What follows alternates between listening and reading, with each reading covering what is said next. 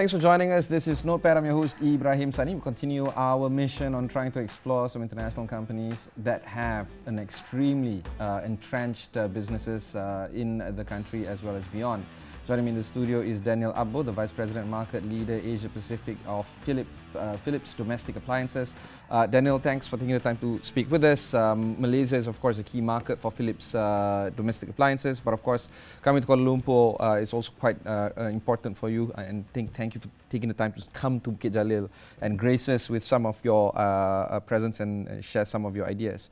Let's do a quick stock take into the whole idea of this being a 130-plus-year-old company.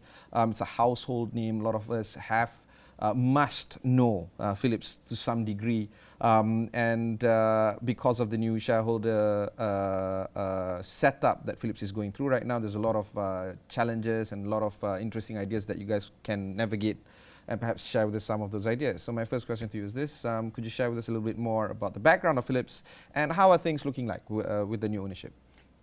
Yes.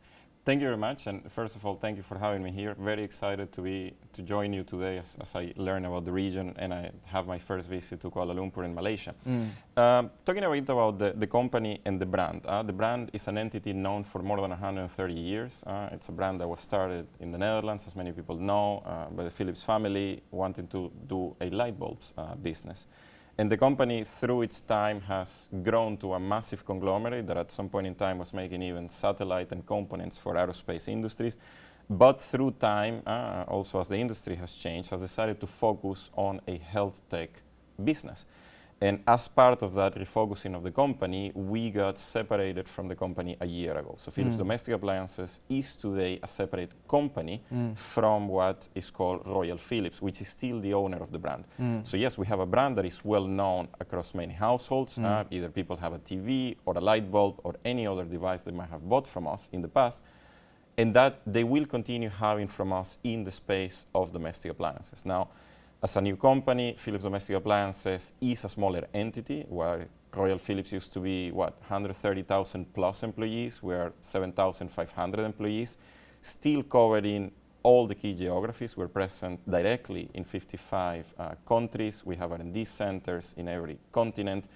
And Asia Pacific, Malaysia as a specific country, is a very important region for us in terms of growth. Now, as you well know, we have a new owner, Hillhouse Capital.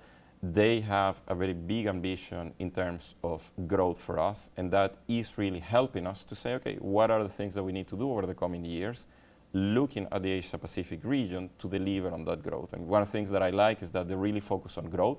That's what they're asking for, instead of the role that we used to play in the previous conglomerate, where it was really generate cash that the company can reinvest into other areas. This is really what we generate will be reinvested in growth. So that means you're going to spend a lot more in R&D, you're going to spend a lot more in product testing, product development as well. In advertisement. In advertisement? Yeah. Oh, okay. So let's talk about that. So this is a very typical business in terms of trying to grow market share in terms of the consumer ad space, I suppose. What will be some of the ideas that you can share with us in terms of your advertising play? Well, what you see, and particularly with the pandemic, we see it a lot, is the way consumers are shopping today and consuming media has changed a lot. You're also part of the space. And what we see is a big shift into digital. We have also very big players like Shopee or Lazada that have become media institutions in themselves. And that's where we need to refocus our advertisement money into. And also the role of advertisement, but also the role of the offline world as part of that advertisement. We tended to look at offline as, or brick and mortar shops as the place where we sell, but today that plays a role in the way people experience the brand.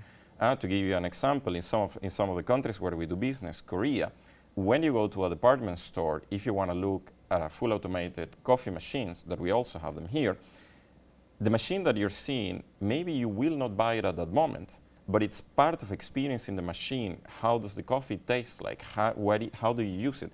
That is what we need to consider. And in that sense, the omni-channel or the brick and mortar store also plays a role in the journey And as such, we can also look at it as part of the advertisement. How do people get in touch with the brand? How do people get to experience our products? Also, market to market, the experiential exposure is a little bit different. Culture bears a lot of differences. Yes. So how do you jive with the ubiquitous offering that you offer across the markets with the different cultures that you operate in? Well, there are two things. First, we need to tailor our offering.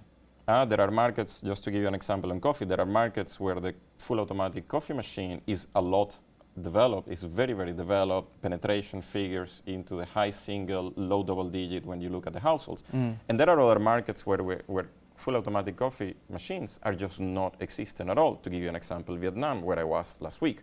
So that is part of the thing that we need to do, which is offer the portfolio. And the other thing is then tailor the message to what is really relevant. One of the biggest parts of our portfolio and where we expect most of the growth is our kitchen appliances portfolio. But food is very different region to region. Where a Malaysian household, and then there are parts of Malaysia that also cook different, is going to be very different to what an Indonesian household is, to what a Korean or a Vietnamese. So what we're doing in kitchen appliances and in our advertisement is also make sure that we make the devices such that you can cook the locally relevant recipes in it. We have literally a staff of chefs spread around the region that look at the key staples and at the key dishes that are coming up in the trends and say, okay, how do I cook this in an air fryer, in a rice cooker, or in some of the devices that we have coming up? And then we compile that recipe, and that recipe gets uploaded into an app that we have that is called NutriU. And the idea is that NutriU as an app becomes that one-stop shop that it doesn't matter where in the world you are and what is the type of food that you're looking for, you can find it there. And as we connect more of our devices into the app will literally operate the device for you, will adjust the settings, will tell you when to do each of the steps, so you can get that specific rendang that you like on your chicken the way you like it. But of course, this is a native app that belongs to Philips Domestic Appliances. But what about the selling point? Do you still see a greater value in terms of improving your shop, your online front store at these many e-commerce sites? Yes, for sure. There is a lot more that we can do. We need to invest in getting more visibility. That's the first thing. And I go back to the role that we were playing previously. And the role that we were playing under Royal Philips was a role of generating cash and profit that could be reinvested into other parts of the corporation. Now our role is for growth. So our strategy is to make sure that we increase our visibility, that we are present. We also operate in a region that has very big promotion days, 9/9, 11/11, just to mention a couple.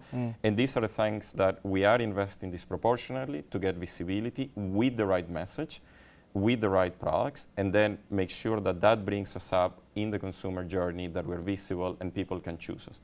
The other thing that we're also investing a lot is on key opinion leaders across the region to make sure. I was about to ask you that, yeah.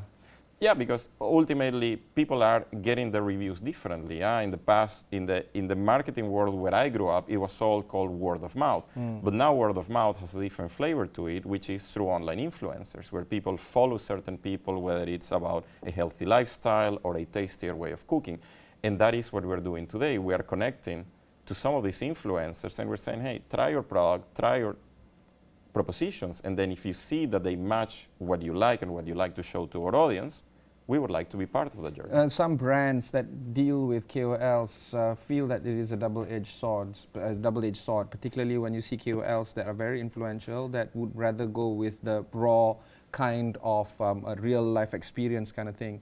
How do you see this approach? Do you feel it is a double-edged sword like other brands I speak to? For sure it is a double-edged sword. I think we've also had experience in the company where we picked a key influencer in another market. We had a huge business and then she was found guilty of tax evasion by the local authorities and fined. So that is quite brutal, because then you happen to be a brand associated to that. And it also affects your business directly, because then overnight their whole income revenue stream disappears. So it is a double-edged sword, but the reality is that we see that that's where our consumers are.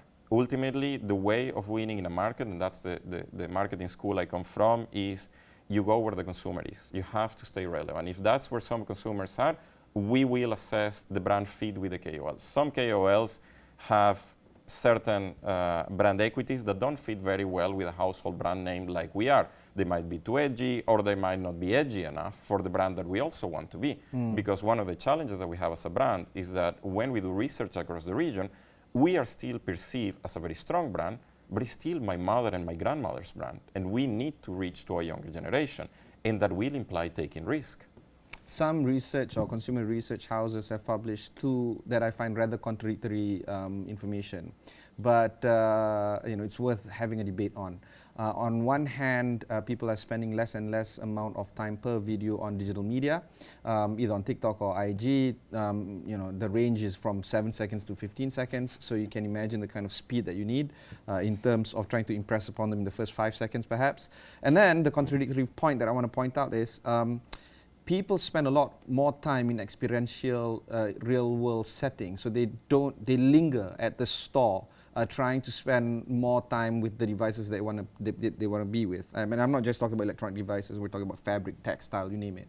So where do you see the first of all, do you kind of agree with the kind of research that comes out of this? People spend more time in real-life store, and attention is getting shorter. That we are seeing. That we are seeing. One of the things that we also see, look, and the pandemic has affected us all. If there is one thing that over the last 2 years has been really a global experience, it doesn't matter where in the world you were, has been the pandemic. The pandemic has affected us all in ways that it will still take years for us to unpack and understand the details. But one of the things that we clearly see across the region and beyond the Asia-Pacific region is that now that people can go out, they really want to go out. After being locked for 2 years inside of your home, interacting with work through a 13-inch screen, people want to go out. We are social animals. We were not evolved, created to be confined in these narrow spaces. We developed societies from interacting and trusting and experiencing and communicating with each other. So now what we do see is indeed people are going out, and that's one of the big shifts that we have to do as a company. Over the last 2 years, it was relatively easy, although very painful, to cut a lot of the spending in brick and mortar and real life to move to digital. And now we have to rebalance that, because what we see is that we see people wanting to go to department stores to hey, how does that taste? Let me taste that, because taste, smell, is not something that you can communicate through a digital environment. But this ties in with what you said earlier. People don't make purchase decisions. Sorry, people don't make purchases then. They might make the purchase decision then, but the ability to take out their wallet and pay for it right then doesn't necessarily happen. What you see is that the journey has also changed. One of the things that we saw, particularly in the middle of the pandemic when I was managing the garment care business, is that we expected people will start buying less expensive devices. And that didn't happen immediately. What we saw is that people were actually, because they were not under the pressure to buy, they didn't feel the pressure to buy. Actually, that's the word. Feel under the pressure. They didn't. As a salesperson here. But also look, if you need to show up for work tomorrow and your iron broke down, you need an iron now. But if you're not going back to the office in 3 weeks, then you have 3 weeks to consider what iron you want to have. Is this the right iron for me? Are there better options? You're also not going out to eat, so suddenly you have disposable income that you can distribute differently. So this has altered the way people want to make their purchase decisions. And we do see that for some expensive devices, people are taking longer. And they say, yeah, I went to the department store, I got informed, I'll go online, I'll buy it online, so I get it delivered at home. That is also what we see. They don't buy it then and there. They want the convenience of online, but they want to be able to experience it in the real world. And that is the beauty of the new consumer decision journey that we're seeing. Are you willing to share, or how do you segment your market? Is it still a thing for marketeers to do, to segment the consumer market? It's an old habit that some marketeers move away from in the frenzy of digital. I'm old school, so that's one of the things that for me is super important. We need to segment the market. One of the most interesting models of segmentation that I've seen over the last couple of years is not necessarily segmenting by socioeconomic, but segmenting by journey. Where in your lifestyle and in your life stage are you? So what you see is that, for example, the people that are coming out of university these days, the Gen Zs, the ones that are getting their first jobs, they have a certain set of attitudes and needs. Just to talk about garment care, which is a category that I'm familiar with, they are not looking for irons. they don't wear the same clothes that their parents were wearing at that age. They want a more flexible wardrobe. They use different types of fabrics. They combine them differently, a lot of synthetic. But once in a while, they have a garment that needs to be de-wrinkled. So a device that is becoming very popular with them are handheld steamers. A handheld steamer, you load it, you turn it on, and within a minute you have steam, you de-wrinkle it, and it's good enough to go. It would not have passed their mothers, their parents, their grandparents' test about is it ironed well enough, but it's good enough for them. They look great, they feel great in those garments. So, but this cohort, when they move to the next stage in life, when they marry, when they have kids, they will need to establish a routine. And this is where we've seen millennials over the last 10, 15 years change, which is once you have kids, you kind of start establishing a routine. Your kid has to go to school every day. Your kid needs to be fed healthy food every day.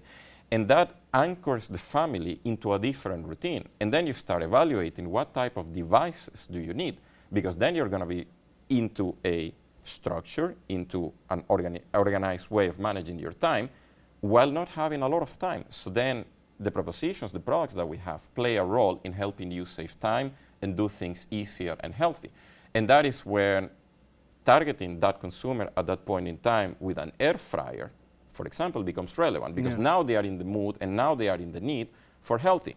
Later on, they will become, maybe they get a second child or a third child. That is the moment where suddenly having to iron becomes a different thing.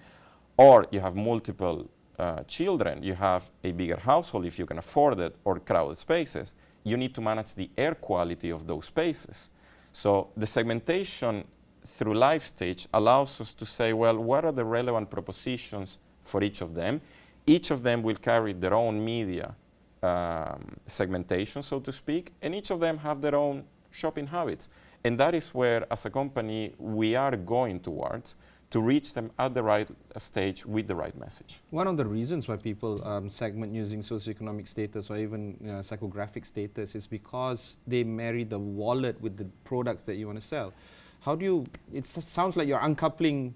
Not necessarily uncoupling. Look, at the end, the economic reality is the economic reality. Yeah? We will sell the products to the people that can afford it. And also in the roadmap that my team and I have, we want to make the brand more affordable to a lot of consumers in the region. Sorry, pardon me. I think the way I look at your segmentation by customer journey is relevancy more than anything. It is. I mean, wallet size is another thing. Wallet size is another thing. So I'm not saying that the wallet size... No matter what, whether I have money or not, the product that you push to me, it's like, I need it. Exactly, but that is my point. So the economic and the social, the affordability will always be there, but I don't believe that's the primary criteria that we should be using.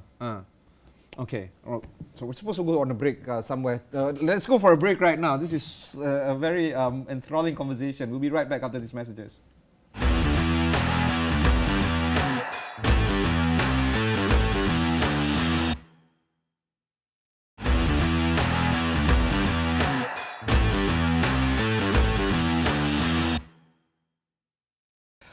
Welcome back. I have with me Daniel Abbo, the Vice President and Market Leader Asia Pacific of Philips Domestic Appliances. Let's look at the marketing element versus the segmentation and the other activities that you're doing. As we discussed before the break, we're talking about trying to get the most relevant messaging out to your consumers.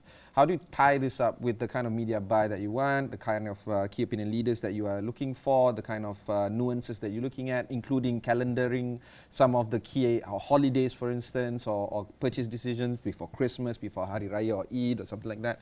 Do you see this as a whitewater rafting moment where you go crazy, or everything's planned out already 12 months ahead? We're eventually, you want to get to the point where things are planned out 12 months ahead, but also the 12 months ahead, it's a bit of a fantasy, because in reality is that the world is changing a lot faster than 12 months ahead. So the key word that we need to have is, to some degree, we need to get a lot more sophisticated in our tools. We are not there yet. It's a journey as a company that we're entering into. It's a journey that we're entering with our media partners, with our media agencies. We need to get a lot more sophisticated to then recognize that indeed there are different audiences out there. As I was describing, life stage is a way in which we can segment, and we are segmenting our audiences. Recognize that each of those audiences have a specific set of needs. They have a specific decision journey. we know that the shopper profile of somebody that buys, for example, at Shopee is slightly different from somebody that buys at Lazada. So that already carries with it two different realities on decision journeys and the type of products that we want to make visible. And also the message. I was talking before about Generation Zs.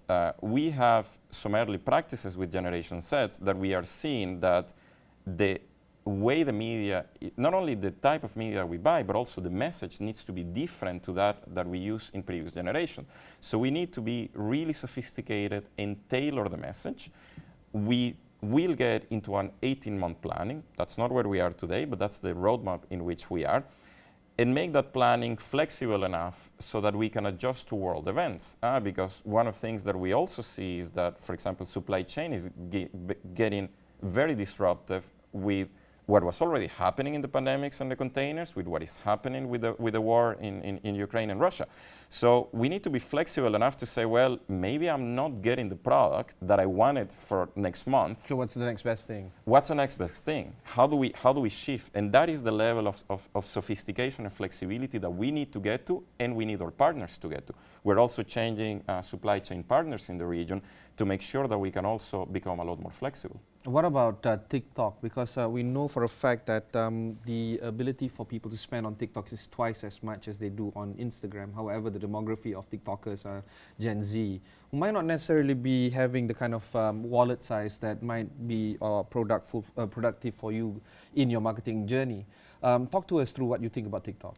So TikTok is a key channel when you look at the amount of people that are on it, when you look at the attention that they capture.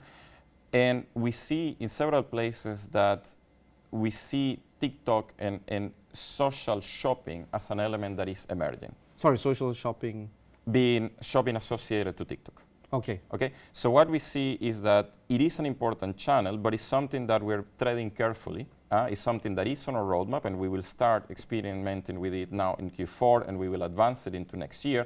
But we're treading carefully there, because for us, it's not clear-cut that indeed the person that is there is willing to spend the money there. Consumers have also built certain shopping habits over the past years, already shifting into online, and there are very well-established and trusted partners in online. What about the concept of live shopping? Is that something that you're looking at? Live shopping, we are looking at it, and we use it in many markets. Live shopping is actually one of the things that through the pandemic proved very, very strongly for us. We do it a lot in Thailand, and we do it a lot in Korea.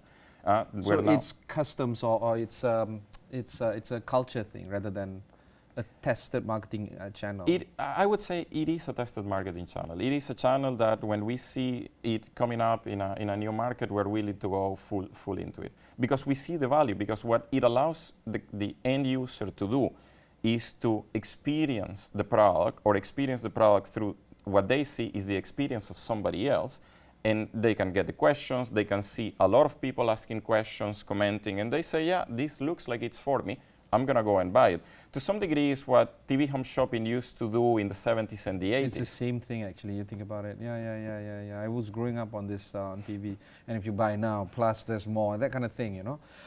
Okay, we don't have much time left, but very quickly, what about macroeconomic situations? Right now, you were talking about the supply chain disruption. Inflation is going up in many countries, in nearly all countries, to be frank.